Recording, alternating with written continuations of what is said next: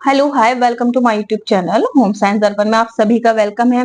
I hope आप सभी बहुत अच्छे होंगे, आपका स्वास्थ्य अच्छा होगा और आप लोगों का कल एग्जाम कैसा रहा जरूर बताइएगा। जिन लोगों ने नेट का फिल किया था फॉर्म, उन लोगों का एग्जाम कैसा रहा जरूर बताइएगा। देखिए पेपर तो बहुत अच्छा आया है, कुछ क्वेश्चन तो इतने इजी पूछे गए हैं जस्ट लाइक टीजीटी फॉर्म में। मैं पीजीटी फॉर्म भी नहीं कहूंगी, कुछ तो बिल्कुल टीजीटी के लेवल के क्वेश्चन थे। कुछ थोड़े पीजीटी के थे और क्वेश्चन बहुत अच्छे आए थे, जरूर बताइएगा। और मैंने आपको जो प्रीवियस हमारा नेट हुआ था उससे पहले जो है वो आपको कुछ शॉर्ट वीडियोस डाली थी, वहां से क्वेश्चन बने हैं, आप जाकर के देख सकते हैं। जैसे कि अल्सर के बारे में, ठीक है, इस तरह से क्वेश्चन बने हैं, आप जरूर देखिएगा। तो आज हम शुरुआत करते हैं किसके बारे में, कला के तत्व के बारे में। हमने लास्ट वीडियो में सिद्धांत को कवर किया है, आज हम करने जा रहे हैं कला के तत्व। बहुत इंपॉर्टेंट है एग्जाम के पॉइंट ऑफ व्यू से। तो क्या है, घर की सजावट एक कलात्मक क्रिया है। कैसी क्रिया है? एक कलात्मक क्रिया है, ठीक है। कैसी क्रिया है? एक कलात्मक क्रिया है। इसीलिए घर की सजावट करते समय प्रत्येक गृहिणी को ये ज्ञात होना चाहिए कि कला के तत्व कौन से हैं, क्या प्रभाव होता है, ठीक है। ये ज्ञान होने से गृहिणी जो गृह सज्जा में अधिक सफलता प्राप्त कर पाएगी, ठीक है। तो आगे देखते हैं हम क्या क्या है। रेखा, आकार यानी कि फॉर्म, बनावट, टेक्सचर, पैटर्न, प्रकाश और स्पेस। सबसे पहले हम लाइन के बारे में पढ़ लेते हैं। तो लाइन के बारे में हमने सिद्धांतों में भी डिस्कस किया था। देखिए ये हमने हार्मनी में रेखाएं डिस्कस करी थी, ठीक है। तो अब हम डिस्कस करेंगे रेखाओं का संबंध मानव शरीर की स्थिति से जोड़ा गया है। जिस प्रकार चित्र लेटा शरीर देखकर आराम का आभास होता है, उसी तरह से पड़ी रेखाएं विश्राम स्थिरता का भाव लाती हैं। पड़ी रेखाएं मेज के नीचे, कुर्सी, किताबों की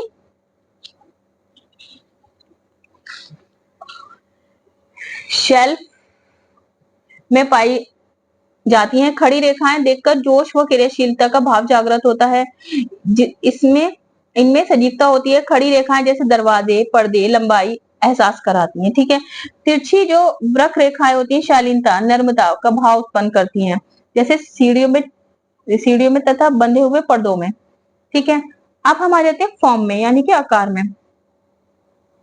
रेखाओं के कलात्मक मिश्रण से आकार बनता है। तो जो रेखाएं हैं उनके जो कलात्मक मिक्सचर है उससे क्या बनेगा? आकार बनेगा। आकार का उपयोग रेखाओं के आधार पर ही निर्मित होता है, जैसे वर्गाकार, आयताकार, त्रिभुजाकार।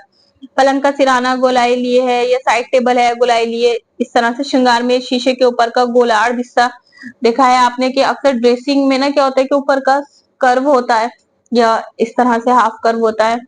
तो इस बात की गई है। अब आ जाता है टेक्सचर। टेक्सचर का मतलब क्या है कि जो हम छूकर टच करें, जस्ट लाइक ये पेपर है ना, ये टेबल है, ठीक है, हम इसको टच कर रहे हैं, ठीक है। पेपर में जैसे टेबल में मैं आपको थोड़ा सा बताऊं तो देखिए ये जो, आई होप आपको विजुअल होगा, ये जो आपका टेक्सचर है ये कितना स्मूथ है। यही अगर हम बात करें टेबल की, तो टेबल को ना थोड़ा सा रफ किया गया है कि ताकि जो है वो आपका कोई भी जो बुक है या कोई नोटबुक वगैरह वो फिसले नहीं। देखिए ये अपने जगह पर है। तो टेक्सचर का मीनिंग ये है, ठीक है। जैसे रोएदार है, छिद्र है, समतल है, चिकनी है, खुरदुरी है, किस तरह का है, ये सब टेक्सचर में आता है। अब आ जाते हैं हम नमूने यानी कि बनावट पर। तो बनावट पे हम देखेंगे, बनावट में हम देखेंगे नमूने में कि आकार के कलात्मक मिश्रण से नमूना बनता है। तो जो आकार होता है ना उसके जो उसको हम कलात्मक जो मिश्रण है उससे नमूना तैयार होता है। किसी भी रिक्त स्थान में कोई भी खाली जगह जो है रेखाओं के मिश्रण से आकार तैयार किया जाता है। इसके विभिन्न आकारों को व्यवस्थित किया जाता है, एक नमूना तैयार होता है। नमूना ऐसा होना चाहिए कि मन को लुभाने लगे। बड़े कवर पर कढ़ाई करते समय छोटी छोटी आकृतियों को मिलाकर एक नमूना जो हम पैटर्न तैयार करते हैं, परंतु पूरे बड़े कवर पर नमूना नहीं होता है तो कुछ रिक्त स्थान छोड़ा जाता है। इसी प्रकार कमरे के कुल क्षेत्र के चौथाई भाग पर ही नमूना होना चाहिए, बाकी स्थान पर रिक्त होना चाहिए। तो ये यहाँ पर ये भी बता रहे हैं कि आप नमूना किस तरह से बना रहे हैं, पैटर्न किस तरह से बना रहे हैं। आपको एक बड़ी चीज है, कहाँ नमूना करना है, कहाँ स्पेस छोड़ना है, ताकि स्पेस अगर छूटेगा तो उस नमूने का आकर्षण और बढ़ेगा, ठीक है। इसी तरह से लाइट के बारे में है, ठीक है। अब आ जाते हैं हम कि लाइट कहाँ होना चाहिए, कमरे में किस तरह का प्रकाश, कहाँ ट्यूबलाइट लगनी चाहिए, जो है आपको रात में नाइट बल्ब लगाना है, कहाँ पर आपका जो स्टडी है वहां पर किस तरह की लाइट लगानी है, इस बारे में है। उसके बाद आ जाता है स्थान यानी कि स्पेस। तो सजावट में स्थान का तात्पर्य रिक्त स्थान से है, ठीक है। जो अभी हम बात कर रहे थे ऊपर नमूने में, यही बात यहाँ पर है कि रिक्त स्थान से है। सजावट करते समय कुछ रिक्त स्थान भी रखना चाहिए जिसमें स्वतंत्रता का आभास हो, ठीक है। दो कमरों के मध्य में बड़ा दरवाजा बनाना, शीशे की दीवार बनाना, कमरे के बाहर बरामदा, छोटे कमरों के विपरीत दीवारें शीशे का प्रयोग करने से कमरे का आकार जो है वो हमें बड़ा लगता है। तो हमें रिक्त स्थान का भी यूज करना है, ठीक है। अब आ जाते हैं हम सजावट के साधन।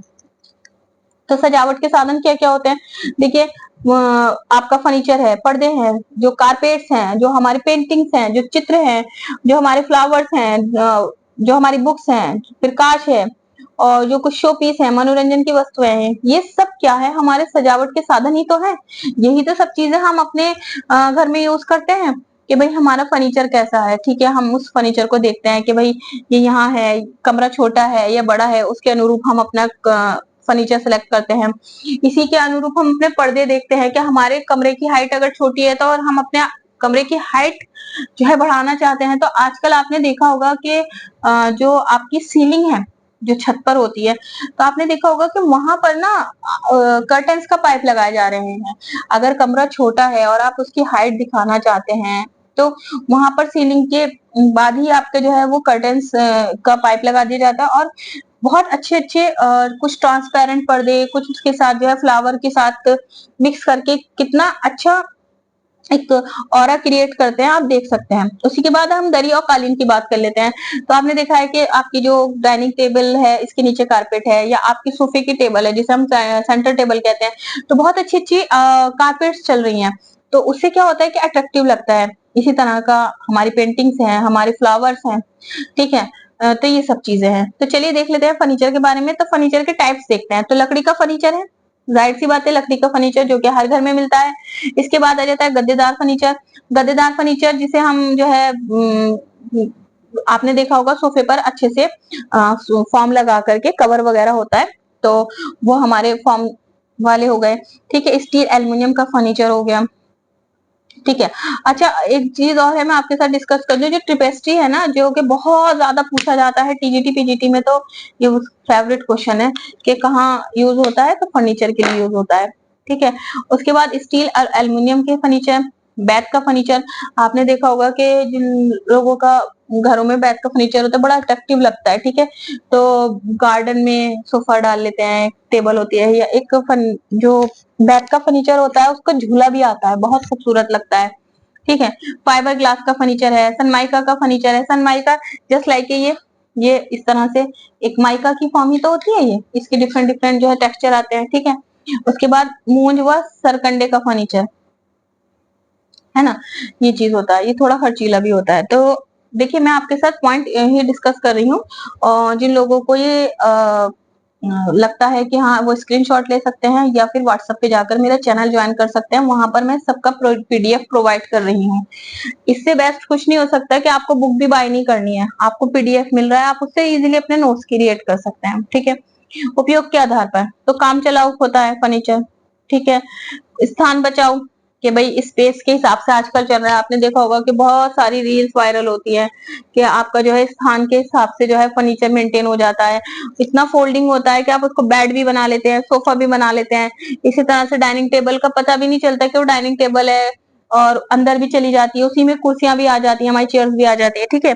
बहुप्रयोज्य फर्नीचर, ठीक है। अब आ जाते हैं हम नेक्स्ट है फर्नीचर खरीदते समय ध्यान देने के लिए जो बातें हैं वो देखिए, ये है सोफा कम बेड इन्होंने दिखाया है यहाँ पर, ठीक है। और ये बहुप्रयोज्य जो रैक होती है वो इस तरह से होती है, जिसे हम कपबोर्ड टाइप में भी कह सकते हैं कि देखिए यहाँ ये कुछ सजावट का भी सामान है, कुछ बंद है, ठीक है। तो इस तरह से आजकल टीवी डिस्प्ले भी चल रही है, ठीक है। तो अधिक मजबूती देखना है हमें, साथ ही साथ उसका आकर्षक डिजाइन देखना है। देखिए ये देखिए मैंने आपसे डिस्कस करी थी ना, देखिए टेबल अंदर भी चली जाएगी, ये भी अंदर हो जाएगी, और जस्ट लाइक आप अलमारी की तरह भी यूज कर सकते हैं, ठीक है। ये फर्नीचर देखिए आप देख सकते हैं, ठीक है। उपयुक्त क्या आकार है ना, उपयुक्त आकार, अब नेक्स्ट आ जाता है पर्दे। पर्दे लगाने के उद्देश्य क्या होता है कि शोभा देता है, एकांत और शांतिप्रिय होता है, आकर्षक लगता है।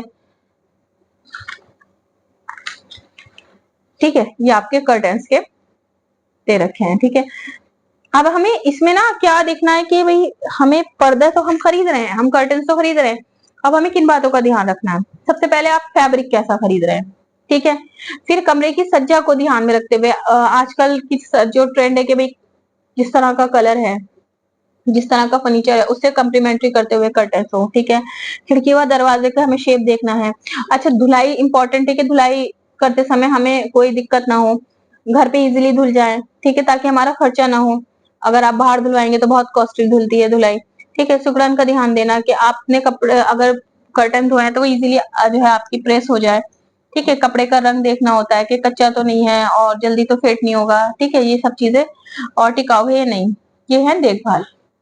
नेक्स्ट आ जाते हैं हम दरी और कालीन। ठीक है, तो दरी और कालीन के बारे में हम देखते हैं कि क्या होता है कि जूट मैटिंग फर्श बिछाने तथा फर्श को सजाने के काम आता है, जो कि मैंने आपको बताया था। ठीक है, कालीन व दरी के चुनाव करते समय अगर हम इंपॉर्टेंट बातें देख लें तो क्या देखना है हमें, बड़े कमरे में गहरे रंग और छोटे कमरे में हल्के रंग की कारपेट लगानी है। ठीक है, फूलदार पर्दे होने पर सादा कालीन, सादा पर्दे होने पर फूलदार कालीन। मतलब आपको जो है अपने हमें रूम और कर्टेन्स के अकॉर्डिंग अपना मैट सिलेक्ट करना है।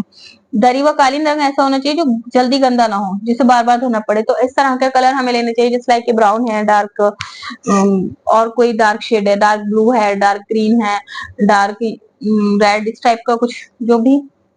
ठीक है, रहन सहन का स्तर उपयोगिता में घर का वातावरण शांत बनाता है और ठंड से बचाओ। तो ज्यादातर जो है सर्दियों में ही मैट्स अच्छे लगते हैं। ठीक है, बच्चों की सुरक्षा प्रदान करता है गृह सज्जा में योगदान। अब आ जाते हैं हम चित्र। तो चित्र के बारे में यहाँ सब दे रखा है कि देखिए इस पैटर्न से भी है, इस पैटर्न से भी लग सकते हैं, इस पैटर्न से भी लग सकते हैं। तो डिफरेंट डिफरेंट मेथड है। ठीक है, तो आप इसको देख लीजिएगा। मैं चलती हूँ नेक्स्ट टॉपिक पर, पुष्प सज्जा। जैसे जापान के देशों में फूलों से घर को आकर्षित व आकर्षक रूप से सजाया जाता है। ठीक है, इससे क्या होता है, उसकी शोभा बढ़ जाती है, वह हमारा माइंड जो है ना और मन भी बिल्कुल एकदम फ्रेश रहता है ना। वास्तव में फूल ताजगी और सौंदर्यता का प्रतीक है। ठीक है, घर को फूलों से सजाते समय रंग व्यवस्था, वो जो आप फ्लावर है या फूलदान की जो है वो किस्म देखते हैं, रखने का स्थान देखते हैं, उद्देश्य देखते हैं। ठीक है, उदाहरण के लिए डाइनिंग टेबल में फूलदान में गहरे और हल्के रंग दोनों प्रकार के फूलों के साथ साथ लगाए जाए, अत्यधिक अच्छा लगेगा। ठीक है, फूलदान का पानी प्रतिदिन बदलना जो है उचित रहता है। ये फ्रेश फ्लावर की बात हो रही है। आजकल तो फ्रेश फ्लावर इतना नहीं लगाते, आपको जो है वो आर्टिफिशियल प्लांट्स ही लेते हैं। लेकिन अगर आप लगाते हैं तो उसके बारे में दिया गया है। फूलों को अधिक समय तक ताजा रखने के लिए नमक डाल देते हैं, जिस पॉट में हम फ्लावर लगा रहे हैं, बोरिक एसिड डाल देते हैं, एस्पिरिन डाल देते हैं। ठीक है, तो ये चीजें। अच्छा, पुष्प सज्जा में ना जापानी पुष्प सज्जा बहुत इंपॉर्टेंट है, जो कि मैं अलग से एक चैप्टर डिस्कस करूंगी, होम मैनेजमेंट, जब हम डिस्कस करेंगे तब। ठीक है, तो अब हम साधन देख लेते हैं। कलात्मक रूप देने के लिए विभिन्न आकार के फूलदान का प्रयोग करना चाहिए। जैसे धातु किस तरह की यूज कर सकते हैं, शीशा है, मिट्टी है, चांदी है, प्लास्टिक है, चीनी मिट्टी है, लकड़ी है, सीमेंट है। ये सब क्या है, हमारे पॉट्स, हम इनके खरीद सकते हैं। ठीक है, और ये शेप्स दे रखे हैं। ठीक है, ये रहा आपका डिफरेंट डिफरेंट पॉट्स। ठीक है, अब इसकी शैलियां, परंपरागत शैली है, तो ये व्यवस्था काफी पुरानी चली आ रही है। इस किस्म में विभिन्न विभिन्न रंगों के आकारों को, फूलों को इकट्ठा गुलदस्ते के रूप बनाया जाता है। फूलों के रंग, आकार, फूलदान का रंग, आकार अधिक ध्यान नहीं दिया जाता है। ठीक है, तो यह है विदेशी शैली।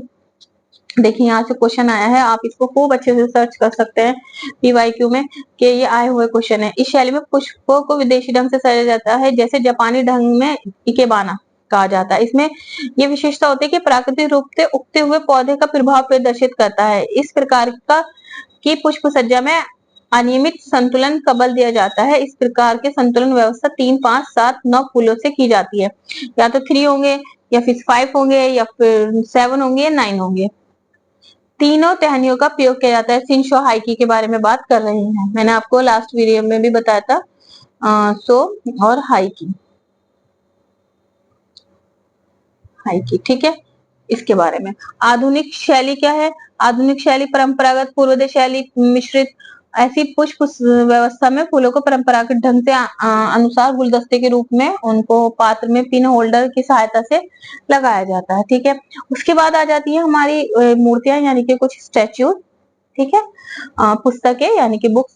बुक्स ऐसा नहीं है कि हम सिर्फ स्टडी के लिए यूज करते हैं, बुक्स को अगर अच्छी तरह से हम लगाते हैं एक अलमारी में तो वो भी बहुत ज्यादा अट्रैक्टिव लगती है।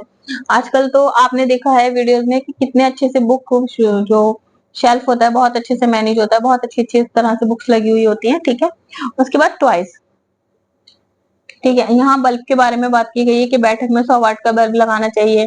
ठीक है, खाने के कमरे में 100 वाट का, शयन कक्ष में 60 का। तो ये इंपॉर्टेंट है, यहाँ से क्वेश्चन बन जाते हैं, आप जरूर देख लीजिए। ठीक है, मनोरंजन की वस्तुएं द्वारा गृह सज्जा। देखिए आप देख सकते हैं कितने अच्छे से बुक्स लगी हुई है, लैंप लगा हुआ है। ठीक है, कमरे की सज्जा के बारे में दिया गया है। अब बैठक की सज्जा हम देसी तरह से भी कर सकते हैं, विदेशी और मिश्रित यानी कि दोनों दोनों शैलियों को एक साथ यूज करके भी हम बैठक की सज्जा कर सकते हैं। ठीक है, ये रही आपकी देशी शैली पीछे थी। देखिए ये रही। ठीक है, वीडियो ज्यादा बड़ी हो जाएगी तो मैं इसलिए डिटेल में नहीं जा रही, आप स्क्रीनशॉट लेकर या वीडियो पॉज करके पढ़ सकते हैं। ठीक है, ये आ जाता है विदेशी शैली, ये आ गई आपकी मिक्स। ठीक है, तो ये हमारा देसी शैली का ड्राइंग रूम है। ठीक है, ये हमारा विदेशी का है, ये हमारा जो है वो यहाँ मिश्रित का नहीं है। ठीक है, अब आ जाते हैं शयन कक्ष। तो ये शयन कक्ष के बारे में दिया हुआ है, ये किस तरह से होना चाहिए। इसके बाद में भोजन कक्ष यानी कि जहां हम लोग खाना खाते हैं, वहां पर ये देखिए टेबल है और उसके चारों तरफ किस तरह से कुर्सी मैनेज है, बीच में एक फ्रूट बास्केट है। ठीक है, अब आ जाते हैं बच्चों का कमरा, गृह स्वामिनी का कमरा, स्नान गृह की सजावट। तो वो भी हम देसी तरह से भी कर सकते हैं, विदेशी तरह से भी। देखिए देसी तरह से एक पटरा है, इस तरह से बकेट है, ये आपका टैब नीचे है। ठीक है, ये आपका सोप होल्डर है, ये कॉम है। पहले इस तरह के ये बने होते थे, यहाँ हम कुछ भी अलमारी की तरह यूज कर सकते हैं। अब आ जाते हैं विदेशी शैली। तो विदेशी शैली में क्या है कि एक बाथ टब है। ठीक है, और उसके बाद जो है ये आपका कमोड लगा हुआ होता है, वहीं वॉश बेसिन होती है, ये आपका सोप होल्डर वगैरह यहाँ लगा होता है। अब आ जाते हैं बरामदे में। बरामदे के बारे में ये है, और ये दे रखा है आधुनिक फ्लैट, जो आजकल फ्लैट्स चल रहे हैं फ्लैट स्टाइल के बारे में। कि क्या होता है कि बाथरूम जो है वो रूम्स के साथ अटैच होते हैं। ठीक है, और रसोई घर जो है ओपन हो गए हैं किचन। तो बहुत कुछ है, आप इसको जरूर एक बार रीड कर सकते हैं। आधुनिक फ्लैट की हानियां भी दे रखी हैं। ठीक है, अब आ जाते हैं हम, ये इंपॉर्टेंट पॉइंट है जो हमने पढ़े हैं कि सजावट एक कला है, गृह सज्जा के लाभ सिद्धांत यानी कि अनुरूपता, अनुपात, संतुलन, लय और दबाव। तत्व में हम पढ़ेंगे रेखा, आकार, बनावट, नमूना, प्रकाश और स्थान। अच्छा, एक बात और बताइएगा, आप कमेंट बॉक्स में जरूर आंसर कीजिएगा, जिसने भी प्रीवियस वीडियो जो मैंने इसी का पार्ट 1 लाई थी पढ़ी है कि अनुरूपता में भी 4 ऑप्शन है, वो क्या क्या है। ठीक है, इससे आपका जो है वो रिवीजन भी हो जाएगा और आपको आइडिया भी रहेगा कि आपने कितना उसको समझ के स्टडी की है। ठीक है, ये कुछ जो प्रश्न है ये बहुत इंपॉर्टेंट है, इनको जरूर देख लीजिए एक बार। ये रहे, और अति लघु है, जैसे बिस्तर व कालीन धूप दिखाना क्यों आवश्यक है ना, ये चीज इस तरह से आ जाता है। गृह सज्जा में कलात्मक सिद्धांत हैं, कौन कौन से हैं। ठीक है, ये आपके एमसीक्यू है, एमसीक्यू बहुत इंपॉर्टेंट है, आप देख सकते हैं। सजावट का पूर्व आवश्यक है। ठीक है, और फूलों को अधिक समय तक ताजा रखने के लिए, ये पीवाईक्यू भी है, ये आ चुका है टीजीटी में। ठीक है, मकान बनाने के लिए कैसी भूमि होनी चाहिए, बहुत इंपॉर्टेंट है, ये वेरी इंपॉर्टेंट क्वेश्चन है, मैं इसको टिक कर देती हूँ। ठीक है, पर्दे का इसका मुख्य उद्देश्य क्या है, सजावट का अर्थ क्या है। ठीक है, कौन सी वस्तु सजावट की नहीं होती हैं, ये आप देख सकते हैं। तो ये चैप्टर हमारा हो गया है फिनिश, एग्जाम के पॉइंट ऑफ व्यू से बहुत इंपॉर्टेंट है। और जो लोग हाई स्कूल की भी प्रिपरेशन कर रहे हैं, आई होप उनका बहुत जो है अच्छे से कॉन्सेप्ट क्लियर हो गया होगा। और जो लोग कॉम्पिटिटिव एग्जाम की तैयारी कर ही रहे हैं उनका तो लिए बेस्ट ही है। तो नेक्स्ट हम देखेंगे कि हमारा नेक्स्ट है, देखिए थोड़ी होम मैथमेटिक्स है, तो इसको मैं स्किप कर दूंगी और इसका पीडीएफ मैं आपको प्रोवाइड कर दूंगी मेरे जो चैनल है व्हाट्सएप चैनल, उस पर देखिए इस तरह से बिल्कुल आ जाता है। तो ये हमें आना चाहिए कि साधारण ब्याज किस तरह से निकाला जाता है। कुछ फॉर्मूलाज हैं, बहुत ज्यादा टफ नहीं है, दशमलव का भाग, ठीक है, ये सब। तो इसका भी मैं पीडीएफ डाल दूंगी साथ ही साथ, तो आप जा करके देख सकते हैं। उसके बाद में जो हमारा नेक्स्ट चैप्टर है, उसके तो अब हमारी इकाई 2 स्टार्ट हो जाएगी, जो कि बहुत इंपॉर्टेंट है। यहाँ से क्वेश्चन नेट में भी आए हैं, जो कि मैं आपको बताती रहूंगी, तो ये बहुत ज्यादा इंपॉर्टेंट है। चैनल से जुड़े रहें, और मैं आपके साथ नेट जो कल एग्जाम हुआ है उसका पेपर डिस्कस करूंगी। तो please do like subscribe my channel, और आपको कोई भी क्वेरी आप जरूर कमेंट करें, कुछ चीज आपको चाहिए तो जरूर बताएं। Thank you. प्लीज, जो मेरे पास इस टाइम मेरे पास साधन है, रिसोर्सेज है, मैं भी वही यूज करके आप तक पहुंचा रही हूँ। बुक का माध्यम है, बहुत इंपॉर्टेंट है बुक से, मेरे पास डिजिटल बहुत ज्यादा कुछ नहीं है, तो इसी तरह से मैं आप तक पहुंचा रही हूँ। प्लीज मुझे आपके सपोर्ट की जरूरत है, आप मुझे सपोर्ट करें। Do like subscribe my channel. Thank you so much.